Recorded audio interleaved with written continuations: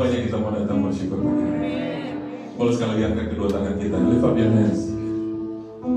Ku mau selalu bersyukur, selalu bersyukur. Kau Tuhan yang setia, yang selalu menolong. Ku mau selalu bersyukur, selalu bersyukur. Kau Bapakku yang setia, Kau Bapakku yang setia, Kau Bapakku yang setia.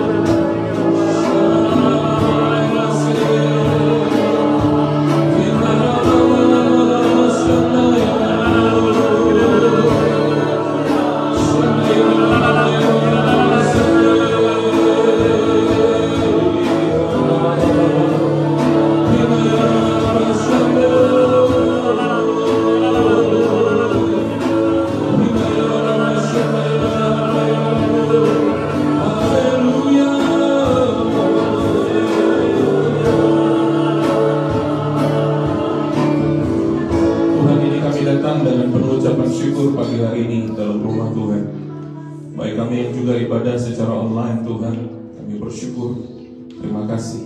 Apapun keadaan kami datang mengucap syukur karena Tuhan baik, bahwasanya untuk selama-lamanya kasih setianya. Tak berkesudahan kasih-Mu ya Tuhan, dari selamanya sampai selama-lamanya. Tuhan, kami bersyukur Tuhan dengan keberadaan kami saat ini. Kami datang berkumpul Tuhan, memuji menyembah Engkau, merayakan Tuhan Yesus, kebaikan Tuhan, merayakan Tuhan kasih setia Tuhan. Kami bersyukur Tuhan untuk hari yang Kau beri. Ada harapan baru pagi hari ini, ada sukacita dari Tuhan pagi hari ini, ada terobosan pagi hari ini, ada jawaban doa pagi hari ini, ada mukjizat pagi hari ini. Kami terima di dalam nama Tuhan Yesus. Berfirmanlah Tuhan, kami mau mendengar dan melakukan firman-Mu. Urapi setiap kami ya Tuhan. Berikan kepada kami telinga seorang murid, lidah seorang murid, supaya kami boleh mendengar dari Tuhan, supaya kami memperkatakan firman Tuhan. Urapi hamba-Mu, setiap perkataan firman disampaikan biar sungguh berasal dari Engkau saja. Kami percaya langit bumi berlalu, tapi firman Tuhan tinggal tetap. Berfirmanlah Tuhan, kami mau mendengar dan melakukannya. Dalam nama Yesus kami bersyukur, berdoa. Sama-sama katakan amin. Haleluya. Silakan duduk Bapak Ibu terkasih. Tuhan Yesus baik.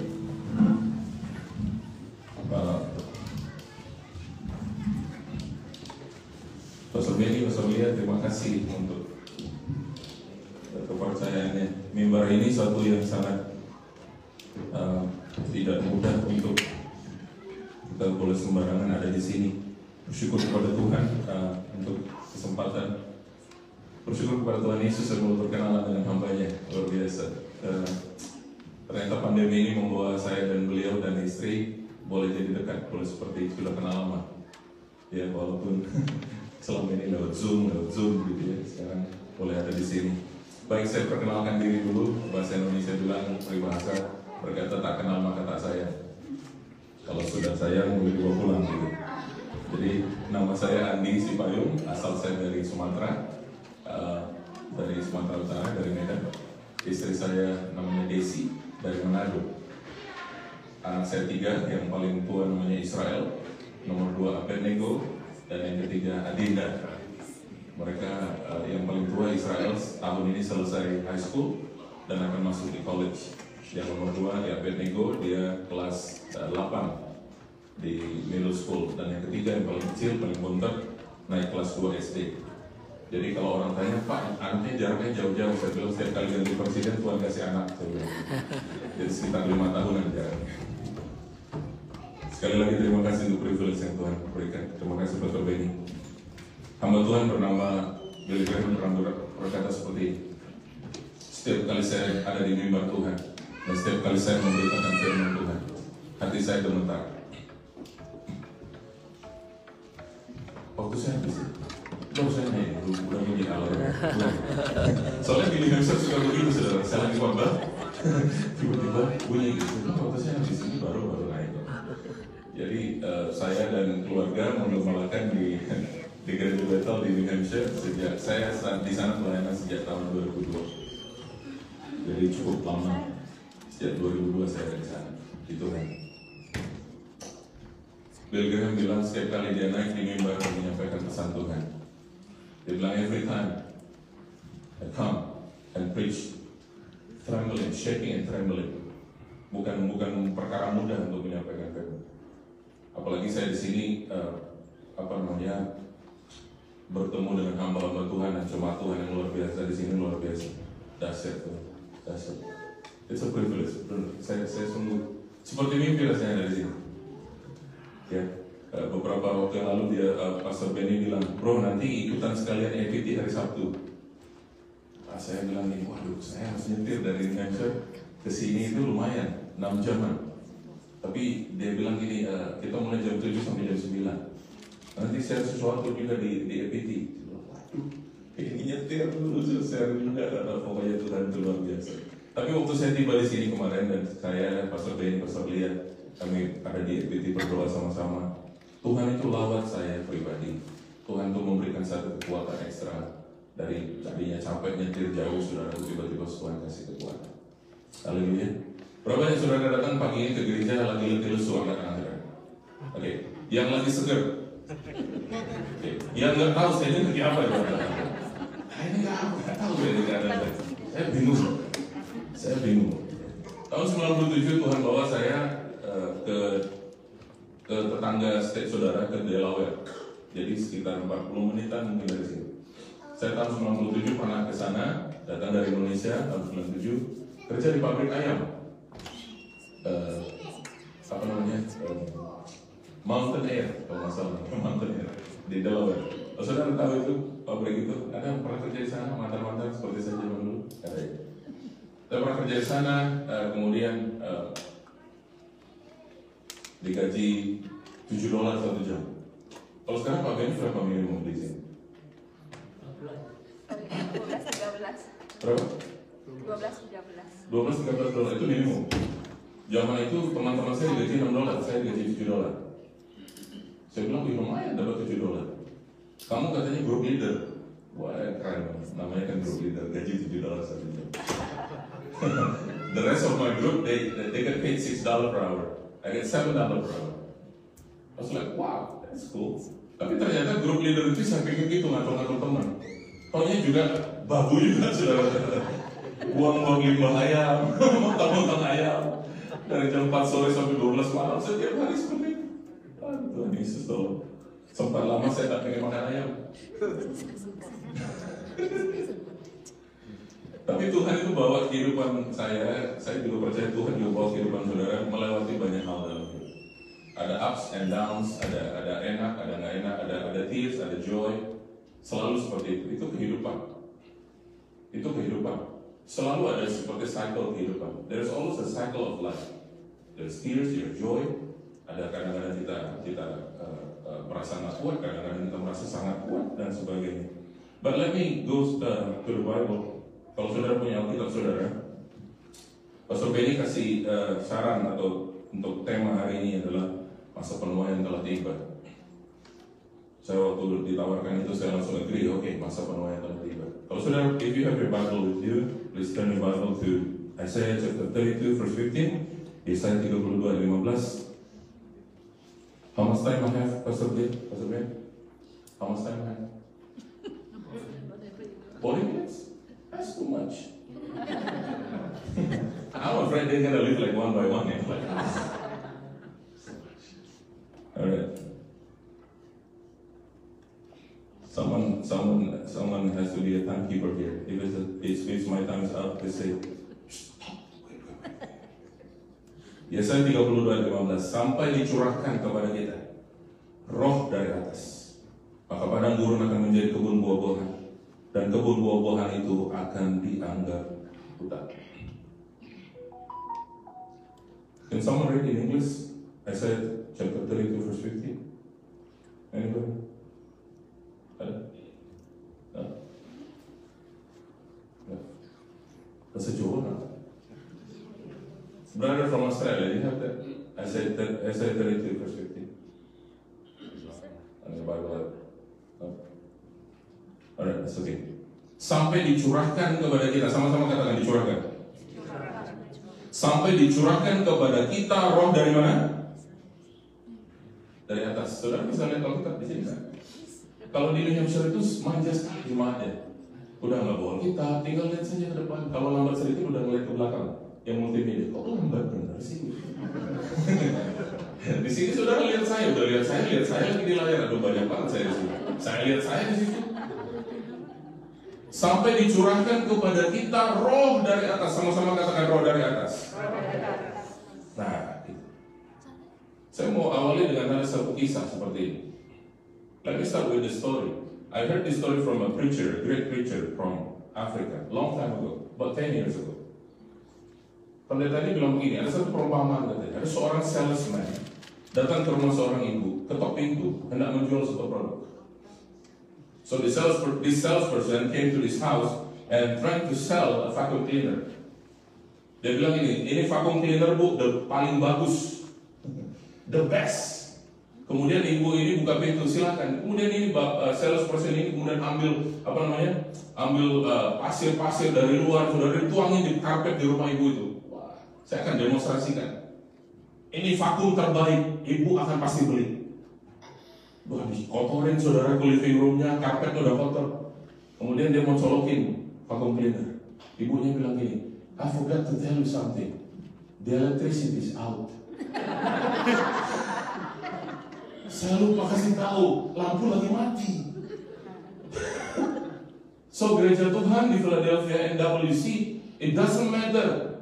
Mau kita bilang kita hebat, kalau kita nggak terconnect dengan sumber, kalau kita nggak connect dengan sumber yaitu Tuhan itu sendiri, maka kita ini powerless. You may say you are powerful, tapi kalau kita nggak connect dengan sumber source of life itu, maka kita ini powerless, nggak ada apa-apanya. Saudara bisa bayangkan sekarang keadaan di rumah itu, setelah ditabur ya kotor-kotorin, nggak ada electricity. Nah dia sekarang jadi punya trouble, harus beresin itu rumah. Kita punya kehidupan bukankah seperti itu? Kadang-kadang kita mess up dengan hidup ini karena kita tidak andalkan Tuhan hanya dengan kekuatan kita. Di belakangnya kita harus bayar harga, kita harus urusin kita punya mess up itu. Tapi kalau kita bersama dengan Roh Kudus, haleluya. Kalau kita selalu bersama dengan Roh Kudus, kalau kita terkonek dengan Roh Kudus, it shouldn't be a problem.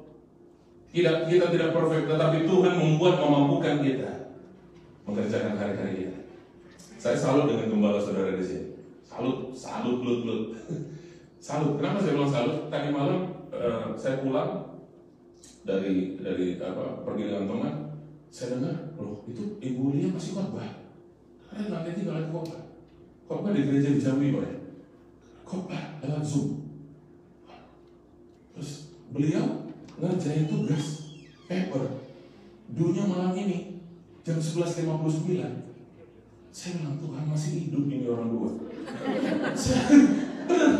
Saya salut, benar saya salut. Karena saya pernah ada di posisi beliau. Saya sampai sekarang S1-nya belum kelar, Pak. Saya kuliah di Boston, di dekat Boston di Bible College. S1 saya belum kelar. Sempat berhenti, ini udah lama. Tapi saya ngerti bikin paper dan sebagainya itu, minta ampun. Punya anak kan, hidup. Ini kalau nggak terkoneksi dengan Roh Kudus, ini gereja ini bablas ya. Bisa sambil nyanyi, dia udah ngawur, nyanyi apa nggak tahu. Tadi saya lihat dia worship leading, dia udah keringatan.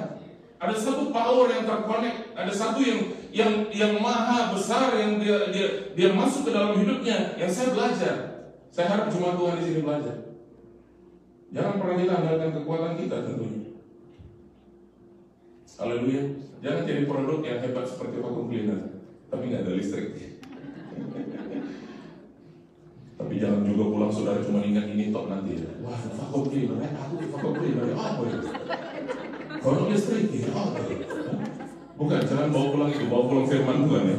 Guyu-guyu enggak apa-apa, yang penting gak bilang firman Tuhan mesti bawa pulang. Ya. Nah, kata revival ini kata kuncinya sekarang. Kata revival atau kebangunan rohani. According to Merriam-Webster Dictionary, apa definisinya daripada revival? Salah satunya dikatakan begini: an often highly emotional evangelistic meeting or series of meetings. That's what they call revival. Seperti satu kegiatan penginjilan yang sifatnya emosional, pertemuan emosional dalam rangkaian seperti kayak ibadah-ibadah yang berseri seperti itu. Juga arti lain definisi of revival according to Merriam-Webster Dictionary dikatakan restoration of force, validity or effect as to a contract. Dikatakan revival itu juga diartikan seperti membarui sesuatu. Saudara mau mengalami revival nggak hari ini? Pastor Benny bilang gini, KKR aja ya. Saya lupa. Ini Andi Sipayu nggak terkenal bikin KKR, itu pikiran saya pertama. Tapi setelah saya renungkan, saya nggak pusing tentang KKR-nya. Karena apa? Pengertian yang salah itu harus diluruskan. KKR itu mungkin bayangan kita adalah hamba Tuhan yang besar, walaupun besar badannya, tapi bukan besar namanya. Hamba Tuhan yang hebat, karunia, talenta dan sebagainya. That's what we call revival meeting. If you are an unknown preacher, we shouldn't call this a revival meeting. This is just a meeting. This is just a Sunday service. Tapi revival yang sebenarnya itu adalah begini. Saya ada dalam catatan saya, dalam notes saya, pertanyaannya begini: bagaimana revival itu sebenarnya bisa terjadi? Nomor satu, dia terjadi kalau Tuhan melihat ada haus dan lapar akan kebenaran. Dan saya harap hari ini kita datang lapar dan haus akan kebenaran. Matius 5 ayat 6 berkata, berbahagialah orang yang lapar dan haus akan kebenaran, karena mereka akan dipuaskan. Kemudian bagaimana sih revival itu bisa terjadi? Bagaimana satu kebangunan itu dalam roh itu boleh terjadi? Yang kedua, kita itu bisa terjadi bila kita mencari dan menanyakan Tuhan dengan segenap hati. Yeremia pasal 29 ayat 12 sampai 14. Boleh satu orang yang bawa Alkitab boleh bacakan ayat ini? Yeremia 29 ayat 12 sampai 14. Ada?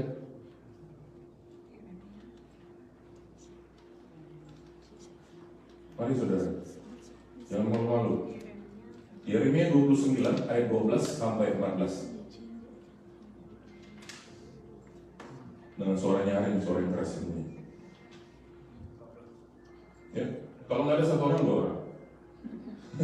Kalau nggak 3 orang. Yeremia 29 ayat Yes. 12. Yeah. Dan apabila kamu berseru dan datang untuk berdoa kepadaku, maka aku akan mendengarkan kamu. 13. Apabila kamu mencari aku, kamu akan menemukan aku. Apabila kamu menanyakan aku dengan segenap hati, aku akan memberi kamu menemukan aku. Demikianlah firman Tuhan. Dan aku akan memulihkan keadaanmu dan akan mengumpulkan kamu dari antara segala bangsa dan dari segala tempat kemana kamu telah kucerai beraikan. Demikianlah firman Tuhan. Dan aku akan mengembalikan kamu ke tempat yang dari mana aku telah membuang kamu. Dan aku akan katakan apa? Akan mengembalikan kamu tempat dari mana aku telah membuang kamu. Terima kasih. Pastor Benny, ada English version? Dia ada English version? Oh. Dikatakan apabila kamu berseru, datang berdoa, aku akan mendengarkan. Apabila kamu cari aku, kamu akan temukan aku. Apabila kamu menanyakan aku dengan segenap hati. Belakangan ini kami sering dengar dari Pastor Niko tentang Pentakosta ketiga. Kami sering dengar, mungkin jemaat juga sering dengar tentang paradigma baru. Ada seorang hamba Tuhan yang namanya William J. Seymour berangkat dari Texas, dia pergi ke California. Waktu itu dia belum mengalami juga yang disebut dengan berbahasa roh, dia belum punya pengalaman itu. Dia mau, dia rindu punya pengalaman itu. Pergi ke California, pergi ke Los Angeles, berdoa dengan segenap hati dan beberapa orang, Tuhan lawat dan sebagainya. Saudaraku, revival itu terjadi bila kita mencari dan menanyakan Tuhan dengan segenap hati. Bukan karena program gereja, bukan karena liking, bukan karena music, bukan karena lyrics of the song. Kemudian Tuhan itu bisa seperti interest to come. Dia sepertinya obligated to come. Bukan. Tuhan itu datang waktu ada dia lihat kita pertama tadi lapar haus, yang kedua bila kita mencari dan menanyakan dia dengan segenap hati kita. Nggak ada yang lain Bapak Ibu. Kita bisa datang ke gereja setiap minggu, pulang sama terus. Kenapa? Karena kita nggak datang dengan lapar haus, kita nggak datang dengan sungguh-sungguh mencari dia. Tapi saya percaya setiap kali orang datang ke hadirat Allah, bukan hanya bicara hari Minggu, tapi setiap hari dalam hidupnya, bila dia mencari Tuhan dengan sungguh, dengan hati lapar dan haus, maka dia akan keluar dari hadirat Allah, katakan dari persekutuan itu, maka dia mengalami satu kebangunan, satu revival di dalam kehidupannya.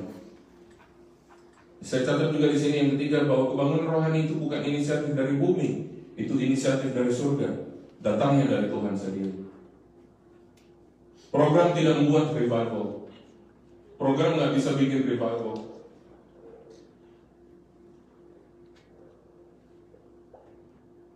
A well-known pastor bukan dasar untuk revival. Mengumpulkan orang banyak mungkin, probably yes.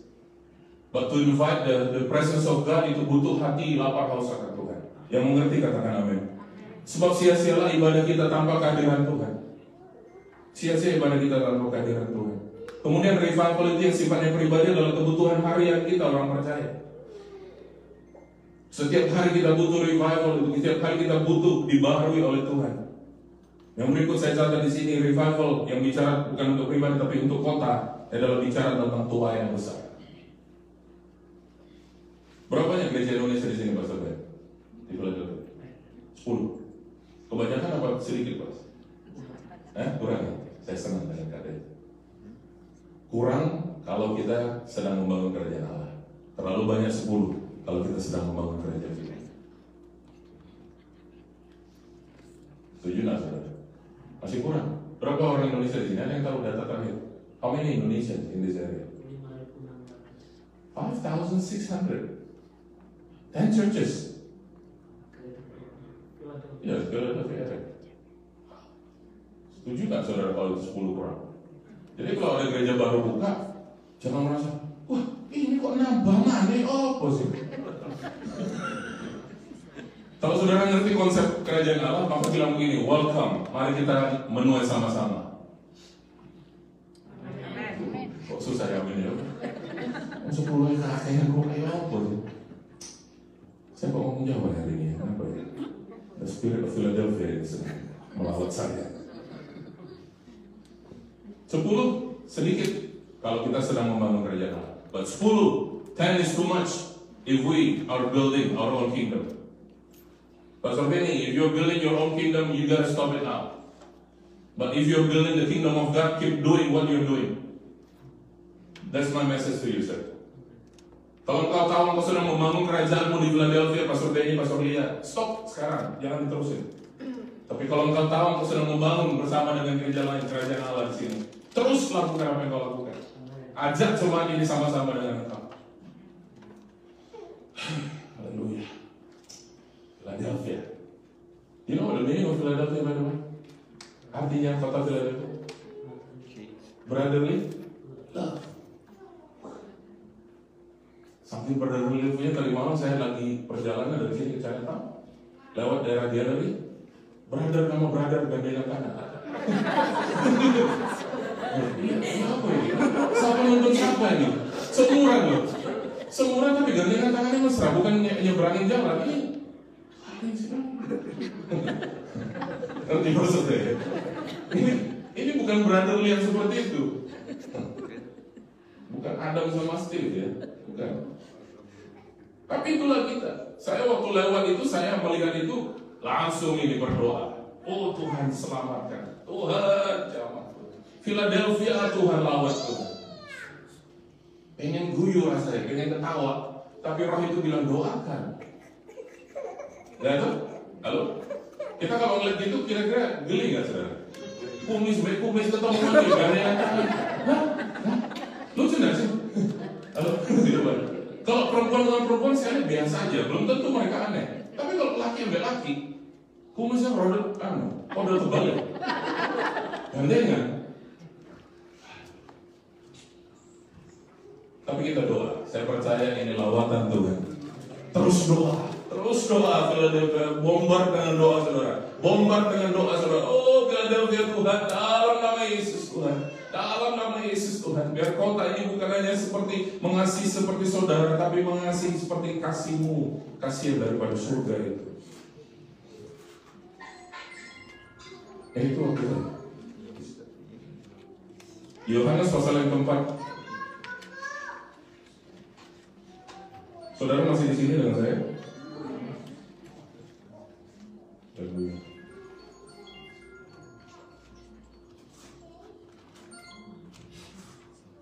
Saya kalau dengar bunyi-bunyi itu agak sensitif Pak. Saya pikir waktu saya habis.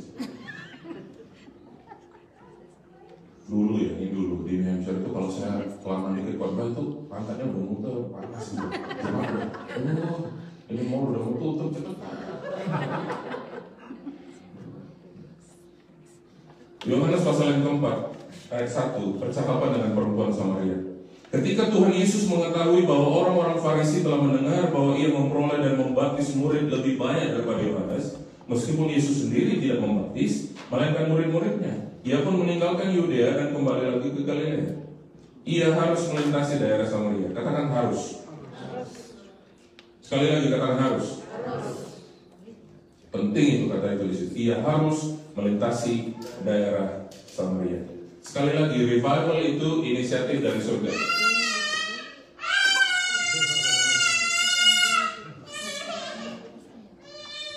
Iya, dia mungkin mau foto sama mandi. Ya, revival itu inisiatif dari surga, katakan amin. Bukan inisiatif kita. Jadi Yesus itu katanya ayat 4, ia harus melintasi daerah Samaria ayat 5. Maka sampailah ia ke sebuah kota di Samaria yang bernama Sikar, dekat tanah yang diberikan Yakub dahulu kepada anaknya Yusuf. Di situ terdapat sumur Yakub.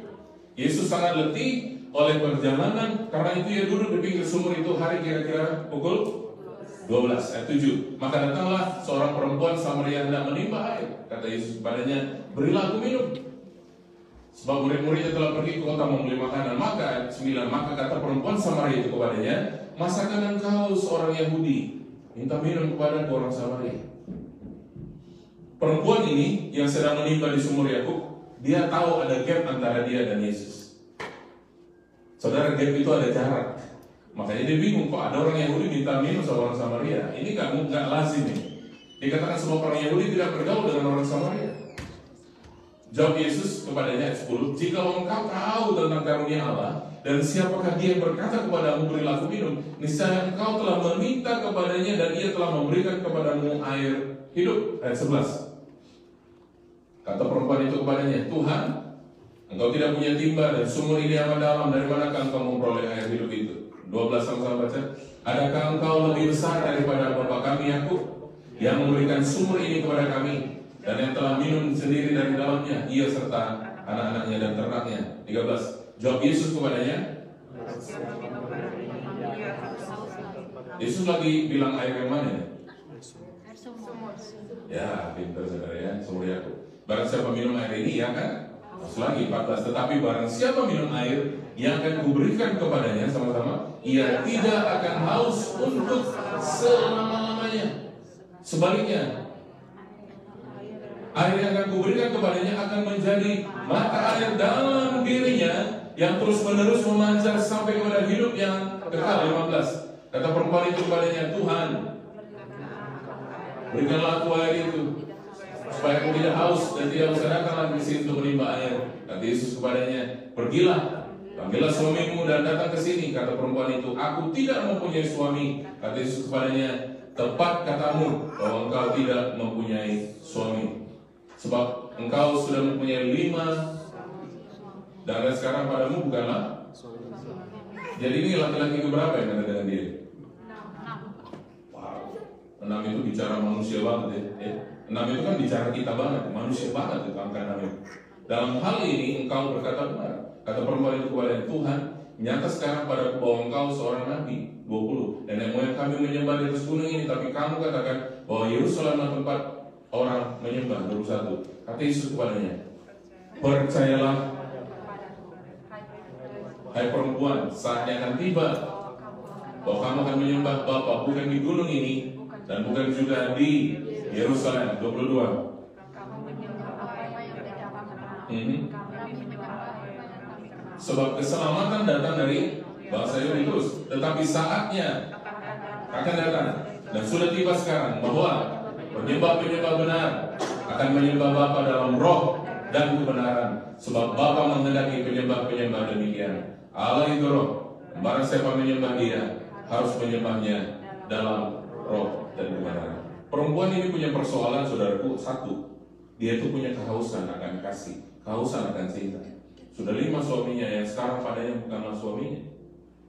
Saya ini suka bercanda orangnya. Saya bisa bayangkan waktu dia lihat Yesus datang, kan ganteng loh Yesus tuh. Kayak Pastor Benny lah gitu. Lagi nih mbak, coba ganteng juga ya. Mungkin dalam hatinya, ini kali ya, ini kali yang jawabannya. Ini kayaknya cowok ini bisa memenuhi. Mungkin seperti itu imajinasi, saya nggak tahu. Tapi kita tanya aja waktu kita ketemu di surga ya. Simpan pertanyaan-pertanyaan konyol saudara, nanti di surga tanyain aja semua pertanyaan. Kira-kira saudaraku, waktu Yesus bilang panggil suamimu, dia bilang gini, aku udah gak ada suami, gak punya suami. Tepat kata. Ternyata Yesus itu sengaja. Tadi ayat firman Tuhan yang kita baca, ia harus, ayat yang keempat, ia harus melintasi daerah Samaria. Kata harus itu ternyata untuk satu pribadi. Saat orang Yahudi tidak bergaul dengan orang Samaria, Yesus tahu. Katakan sama-sama, Yesus tahu. Yesus tahu ada seorang perempuan Samaria yang akan mengambil air jam 12 siang. Saat semuanya wanita tidak mengambil air pada jam itu, menghindari kerumunan orang banyak, menghindari gosip-gosip di film banyak gosip apa? Di Mesir itu, Tuhan tolong ampuni. Sengaja ngambil air jam 12 siang. Yesus harus melintasi daerah itu. Kalau saudara ikuti terus nanti kisahnya, apa saudara dapati lewat perempuan ini yang dilawat dijamah oleh Tuhan, kotanya dimenangkan, jadi kenal Yesus. Saudara mau dipakai Tuhan hari-hari ini, boleh dipakai Tuhan untuk Philadelphia, angkat tangan saudara yang mau. Nggak dipaksa kok, nggak dipaksa. Asal kita mau saja. Nanti pesannya apa saya akan sampaikan ya. Jadi saudaraku, menuai bersama di akhir zaman itu adalah panggilan Tuhan bagi gerejanya. Ingat saudaraku, fungsi gereja itu ada 3 secara umum. Ya, pertama bersekutu, koinonia. Yang kedua kemudian panggilan Tuhan dalam gerejanya adalah melayani, diakonia. Yang ketiga adalah bersaksi, marturia. Itu panggilan umum gereja. Kita nih kalau diakonia saja, bersekutu saja, ini kita bisa jadi social club. Mari gereja, mari. Itu hanya sekedar apa? Social gathering. Kok nggak gereja nggak seru? Wah kamu nggak ada gereja, wah itu cuma kita hanya berpikir hanya sebatas social gathering. Nggak ada salahnya ketemu teman, nggak ada salahnya kangen-kangenan. Tapi kalau kita hanya berkumpul saja hanya untuk persekutuan saja, kita nggak komplit, masih kurang. Yang kedua dikatakan apa? Diakonia, kita mulai belajar melayani. Kebutuhan si A, kebutuhan si B melayani bagian masing-masing. Yang ketiga, kita mulai bersaksi, marturia. Sebab gereja itu ditempatkan Tuhan hari-hari ini, di akhir zaman ini, seperti gereja mula-mula. Intinya yang kita beritakan adalah Yesus. Sama-sama katakan Yesus. Yang kita beritakan Yesus, beritakan Injil, beritakan Yesus. Saya ingat, saya dulu dari background saya gereja tradisional. Setiap kali ibadah itu ada pengakuan iman. Ada yang dulu gereja backgroundnya yang kayak gitu. Setiap kali ibadah ada pengakuan iman dulu. Doa Bapa kami, ya. Ada satu bagian kalau nggak salah di bagian akhir katakan, aku percaya kepada Roh Kudus dan persekutuan gereja yang kudus dan am. Kalau saudara nggak punya background seperti itu nggak ngerti apa yang saya mau. Kudus dan am itu artinya satu.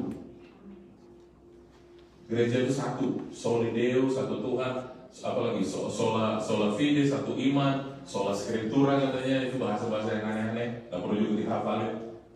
Satu Injil, satu Alkitab yang sama. Makanya tadi saya bilang sama Pastor Benny dan jemaat Tuhan di sini, 10 itu gereja Indonesia terlalu sedikit kalau kita sedang membangun kerajaan Allah. Berapa? 5.600 Pak. Indonesia yang sudah bergereja berapa? 10%. Berarti 500-an. Berarti yang 5.000 kemana? kasino.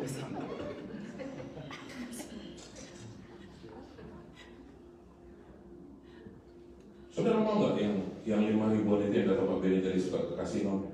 Nanti memenuhi gereja-gereja yang ada. Mau nggak? Halo. Kemarin saya tiba, saya tanya kapasitas gereja ini berapa? Pastor Benny bilang 300. Kalau 300 ini penuh, 2 kali ibadah 600. Berarti masih ada sisa berapa? 4.000? 4.400. Ya udah 4.400, biar yang 9 gereja lagi yang menuai. Kalau nggak nambah lagi, gak apa-apa, sama-sama. Tapi sekali lagi kita bukan dipanggil untuk penuh-penuhin gereja, panas-panasin kursi gereja. Amin. Oh, bukan amin saudara ya. Saudara mulai tersinggung gak gereja ini? Satu iman, satu firman, dan satu Alkitab.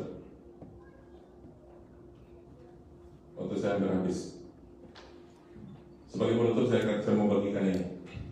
Kita sedang ada dalam hari-hari mengingat akan Yesus Kristus setelah dia setelah dia bangkit dari kubur, dari matinya. Selama 40 hari dia menampakkan diri kepada murid-murid dan orang percaya. Dia berkeliling 40 hari, dia tunjukkan dirinya, dia tampakkan diri. Kita ini ada di masa-masa ini. Kemarin kita memperingati hari kebangkitan Kristus. Selama 40 hari periode ini, sebelum nanti hari kenaikan Isa Masih, kita ini sedang ada di hari-hari itu. Saya ingat kemarin Pastor Christine Paragemela bilang begini di doa EPT. Dia katakan, saya berdoa biar hari-hari ini Tuhan melawat saudara di rumah-rumah. Saudara dikunjungi oleh Tuhan di rumah-rumah saudara. Saudara mau nggak saudara di malam lawatan Tuhan, kunjungan Tuhan secara pribadi? Saya mau. Tiap kali saya mau, tiap hari saya mau, tiap hari saya mau. Saya mau tiap hari. Ya, kita ada di hari-hari mengingat bahwa Yesus ini sedang menampakkan diri selama 40 hari kepada murid-muridnya sebelum dia naik ke surga. Nah, saya langsung lompat ke dalam Kisah Para Rasul pasal yang keempat sekarang. Ya, saya tutup dengan ini. Kisah Rasul pasal yang keempat.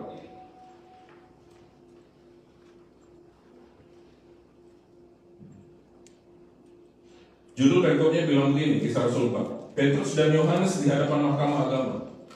Ketika Petrus dan Yohanes sedang berbicara kepada orang banyak, mereka tiba-tiba didatangi imam-imam dan kepala pengawal bait Allah serta orang-orang Saduki. Orang-orang itu sangat marah karena mereka mengajar orang banyak dan memberitakan bahwa dalam Yesus ada.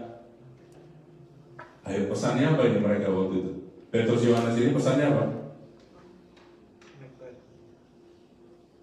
Ulang lagi ayat yang kedua. Orang-orang itu sangat marah. Karena apa? Mereka mengajar orang banyak dan memberitakan bahwa dalam Yesus ada kebangkitan dari antara orang mati. Mereka ditangkap dan diserahkan ke dalam tahanan sampai keesokan harinya karena hari telah malam. Tetapi di antara orang yang mendengar ajaran itu banyak yang menjadi percaya. Haleluya. Sehingga jumlah mereka menjadi kira-kira berapa? 5.000. Kok 5.000? Hah? Kita tadi ngomong kok 5.000? Ini ya, kok nyambung ya? Philadelphia saya percaya 5.000 ini dituai tahun 2020. Nggak ada lagi yang itu tiba-tiba pengennya kemana itu? Apa namanya? Atlantic City ya Pak? Ada yang suka kesana ya Pak? Yang perlu bertobat hari ini? Aduh Pak Andi, menambahnya tadi Pak. Perpuluhan lumayan Pak hari ini. Jangan bawa ke gereja kalau gitu-gitu. Itu akan bawa kutub. Saya pernah ketemu satu tante ini waktu saya masih tinggal di New York. Dia bilang gini, aku mau ke warung depan ke Deli. Ini kalau di New York bahasanya Deli. Ngapain tante? Mau beli loto. Nanti kalau dapat loto, kita mau beli gereja. Oh, puji Tuhan saudaraku. Tante beli terus. Gerejanya nggak bangun-bangun karena nggak pernah dapat. Yang kaya state New York beli loto terus.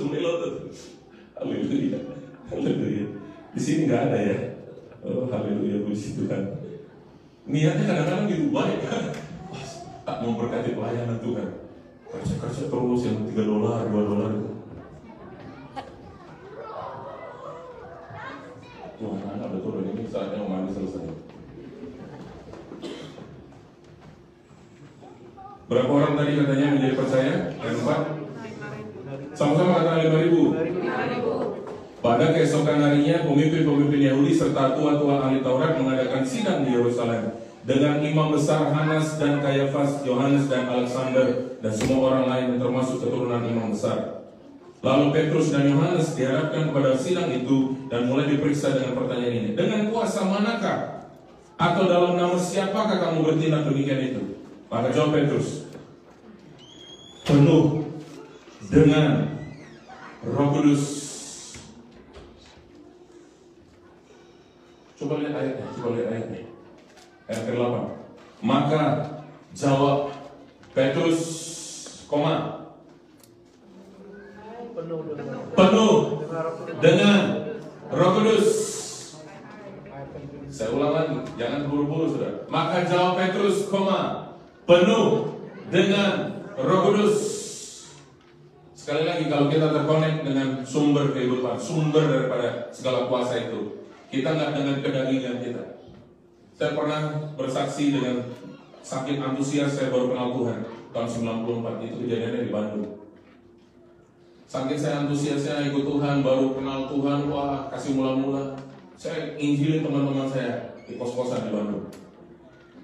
Satu kali saya pergi ke rumah satu teman, anak pendeta. Teman ini anak pendeta, tapi nggak mau ke gereja. Saya pengen dia ikut saya ke gereja. Sambil saya menginjili dia, saya pasang rokok saya. Lu bertobat lu, gereja. Ini barang-barang ya. Tanpa saya sadar, kamarnya dia sudah penuh asap. Ayo ikut ke gereja lu. Udah kita nggak saatnya lagi aneh-aneh, kita bertobat sama-sama. Penuh. Tahu nggak ini anak pendeta yang saya injili? Ambil itu semprotan ruangan, dia semprot, dia keluar. Dia tinggalin saya bengong. Di situ saya sadar, niat baik nggak apa-apa. Tapi kalau nggak ada Roh Kudus, nggak dalam tuntunan Tuhan, bukan jadi berkat. Saya di situ bilang, Tuhan, ampun Tuhan, ampun Tuhan. Aku bukan jadi kesaksian yang benar Tuhan. Tapi Tuhan tahu hati saya. Tuhan tahu hati saya. Saya pengen orang ini datang sama Tuhan. Tuhan tahu hati saya.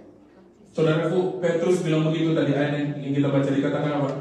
Maka jawab Petrus ayat ke-8, penuh dengan Roh Kudus dikatakan, hai pemimpin-pemimpin umat dan tua-tua, jika kami sekarang harus diperiksa karena suatu kebajikan kepada seorang sakit dan harus menerangkan dengan kuasa manakah orang itu disembuhkan, maka ketahuilah, saudaraku sekali lagi, Petrus berkata penuh dengan Roh Kudus. Maka ketahuilah oleh kamu sekalian dan oleh seluruh umat Israel bahwa dalam nama Yesus Kristus orang Nazaret yang telah kamu salibkan, tapi yang telah dibangkitkan Allah dari antara orang mati, bahwa oleh karena Yesus itulah orang ini berdiri dengan sehat sekarang di depan kamu. Penuh apa? Roh Kudus. Sekali lagi, penuh dengan Roh Kudus. Gereja Tuhan NWC Philadelphia, kita memperkatakan penuh dengan Roh Kudus. Sampaikan Injil ini penuh dengan Roh Kudus. Sampaikan berita kebangkitan Kristus penuh dengan Roh Kudus. Dikatakan Petrus begini ayat 11, Yesus adalah batu. Dikatakan apa? Yesus adalah batu yang dibuang oleh tukang-tukang bangunan, yaitu kamu sendiri. Namun ia telah menjadi batu berduri. Dan keselamatan tidak ada dalam siapapun juga. Ini murni saudaraku berita Injilnya disampaikan. Dan keselamatan tidak ada di dalam siapapun juga selain di dalam Dia. Sebab di bawah kolong langit ini tidak ada nama lain yang diberikan kepada manusia yang olehnya kita dapat diselamatkan. 13, ketika sidang itu melihat keberanian Petrus dan Yohanes dan mengetahui bahwa keduanya orang biasa yang tidak terpelajar, heranlah mereka. Dan mereka mengenal keduanya sebagai pengikut Yesus. Tapi karena mereka melihat orang yang disembuhkan itu berdiri di samping kedua rasul itu, maka mereka tidak dapat mengatakan apa-apa untuk membantahnya. Saudara mau memberitakan kebangkitan Kristus kemanapun saudara pergi. Amin. Selain kita terkonek dengan sumber itu adalah Roh Kudus, pesan kita, message kita yang keluar dari mulut kita, jangan lain-lain. Jangan pakai teori macam-macam. Kita beritakan Yesus adalah Tuhan. Kita beritakan kebangkitan Kristus. Bayangin saudara, murid-murid ini harus bayar harga. Mereka ditangkap, mereka diadili karena sedang membawa kebenaran. Saudaraku, saya mau kasih tahu ada satu kesaksian di keluarga saya. Anak saya nomor 2 namanya Abednego. sering sekali pulang ke rumah, dia menceritakan sesuatu apa yang terjadi di sekolah. Dia pergi ke sekolah publik, sekolah pemerintah. Tahu sendiri saudaraku, public school itu nggak boleh sebut Yesus, ya, nggak boleh bawa kitab, nggak boleh berdoa. Saya nggak tahu kalau di Pennsylvania. Kalau di sana seperti itu, nggak boleh sebut Yesus. Tapi sholat boleh. Kaget ya, sholat di gang itu, di gang sekolah boleh. Mereka berdoa secara kepercayaan itu boleh. Tapi jangan sebut nama Yesus. Ini kita ada di dalam situasi Amerika yang lagi aneh. Nah, anak saya kalau pulang ke rumah itu suka laporan, Pak, tadi aku ketemu lagi teman satu orang Kristen, Pak. Pak, tadi ketemu lagi, Pak. Kita bertiga argue sama teman itu karena dia nggak percaya Yesus, dia nggak percaya ada Tuhan. Saya bilang sama anak saya nomor 2 Abel, saya bilang, nah, kalau kamu sampai di-expel dari sekolah karena kamu mau memberitakan Injil, Papa paling bangga. Saya adalah Papa yang paling bangga di dunia. Kalau kamu sampai dikeluarin dari sekolah karena kamu defend your faith, karena kamu sedang memberitakan imanmu dan menceritakan tentang Yesus, kalau sampai kamu dikeluarkan, Papa paling bangga. Saudaraku, ada nggak risikonya kalau kita memberitakan Injil? Halo Bapak Ibu, ada nggak risikonya? Ada nggak berkatnya kalau kita memberitakan Injil? Kalau bicara berkat kita senang ya. Saudaraku, apapun risikonya, kita dipanggil Tuhan, diselamatkan oleh Tuhan, bukan untuk diri kita sendiri. Temanya yang dari Pastor Benny adalah masa penuaian telah tiba. Interesting. Saya percaya di masa penuaian. Ladang sudah menguning siap untuk itu. 5.000. Berapa banyak di sini mau sepakat untuk Philadelphia 5.000-an jumlahnya yang belum terjangkau dengan Injil, boleh mendengarkan Injil dan menerima Yesus sebagai Tuhan yang bersama. Boleh saudara angkat tangan. Coba berdiri sama-sama kita berdoa. Haleluya.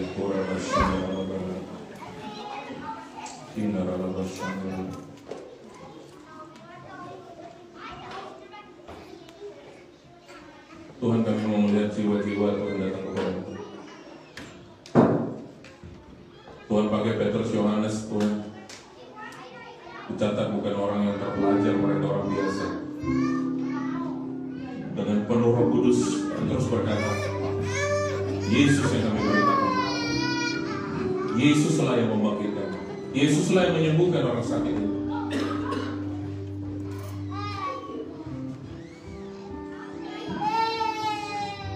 Metode kita boleh berbeda-beda dalam menginjil, tetapi pesannya sama. The message is the same.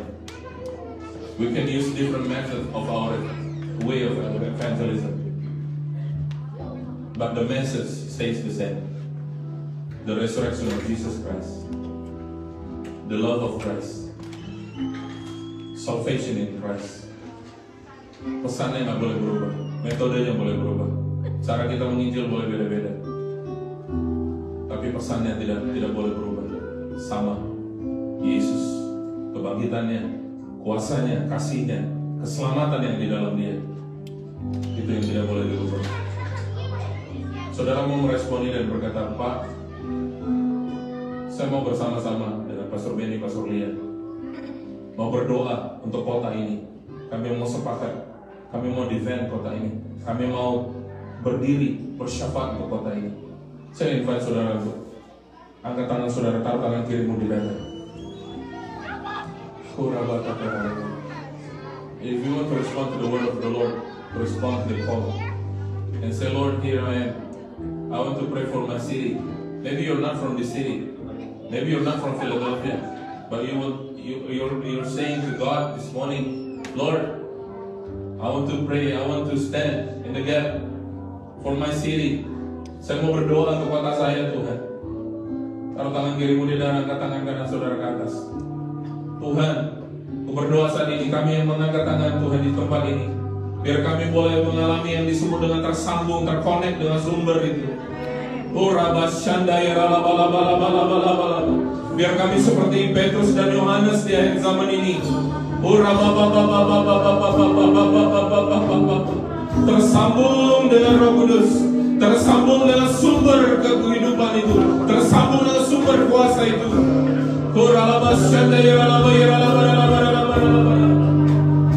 Kami tidak mau menjadi vacuum cleaner yang hebat, kami tidak punya sumber listrik.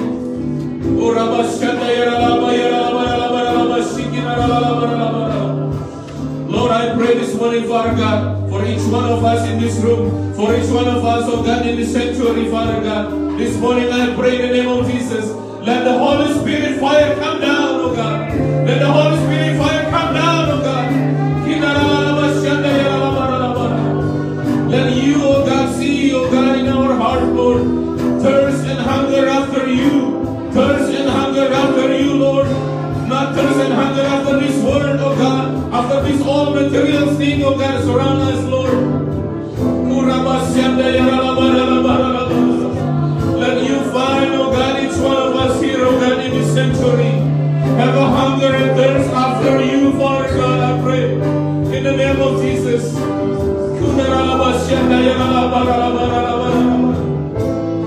Lord, I thank you, Lord. I thank you for your people here, Father God. I thank you for Pastor Benny, Pastor Leah, oh God, who connect to the source of life, who connect to the Holy Spirit all the time. Let them, oh God, let your church here, oh God, connect to their pastors, Father God. I pray in the name of Jesus.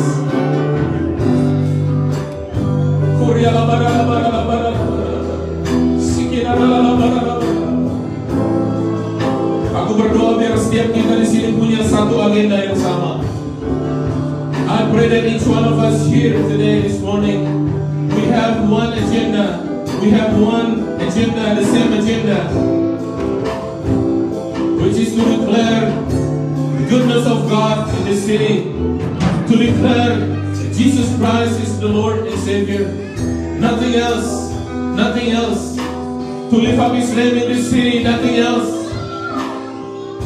Aku berdoa tidak ada agenda-agenda tersembunyi di tempat ini. Tidak ada dalam jemaat Tuhan di tempat ini. Tapi semua kami punya agenda yang sama.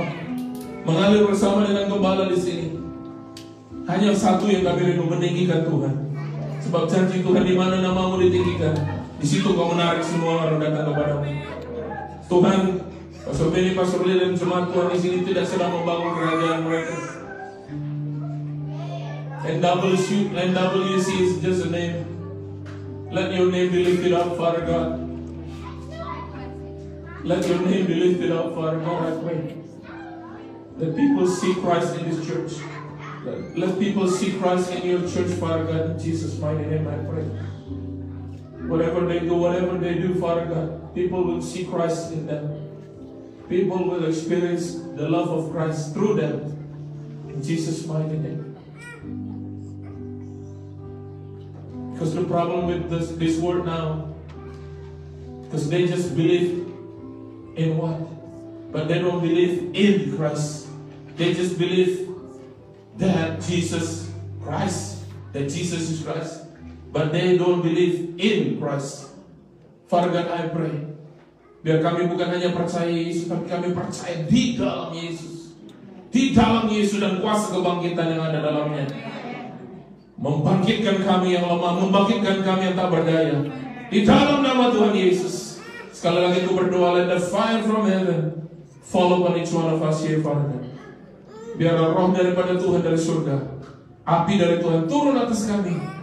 Dalam nama Tuhan Yesus, memampukan kami Tuhan menjadi berkat. Bukan hanya untuk orang-orang Indonesia sekitar 5.000 yang belum dijangkauinya, tapi kepada etnis lain. We pray for Vietnamese, we pray for Laotian, Filipinos, all Asian, African American, Hispanic, all, oh God, ethnic church, Father God, ethnic people, oh God, around this area, Father God, in the name of Jesus, we pray, biar semuanya boleh mengenal Kristus. Di tempat-tempat pekerjaan kami, di tempat-tempat kami sekolah, in our school, in our workplace, Father God, use every one of us, Father God. Use us, oh God, mightily in your hand. People will see you. People will see Christ. In Jesus' mighty name. Tuhan, sekali lagi hamba berdoa untuk Pastor Benny, Pastor Leah. Diberkatilah mereka dalam pelayanan di tempat ini, dalam pengembalaan.